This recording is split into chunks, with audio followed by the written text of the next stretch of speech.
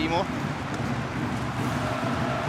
Takže puk v stredovom kruhu stráca, dopredu môže ísť Pekararo. Pekararo sa uvoľnil cez Barcíka, naservíroval to ku žrtke na Ryana Dvouského, ktorý prekonáva Denisa Godlu.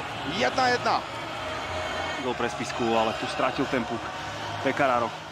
Krásne ruky a táto prihrávka do prázdnej brány Dmovskému. Nádherné, ale Dmovský tiež treba povedať, že už to mal aj z dosť ťažkého uhla a dokázal ten puk. Lee. Takmer prišiel o puk, stále Lee. Kukučajov, krížna prihrávka, nádherná strela. A Marek Valach zvyšuje už na 3-0. Jednu z nich teraz využil Valach. Krížna prihrávka. Pritikol to do rohu, tam je Roa. Welsh. Opäť Marc Olivier Roa, mekučka, žabka, Virtanen! Vyrovnané 4-4. Záverečnej powerplay je Jake Virtanen dvojgólový.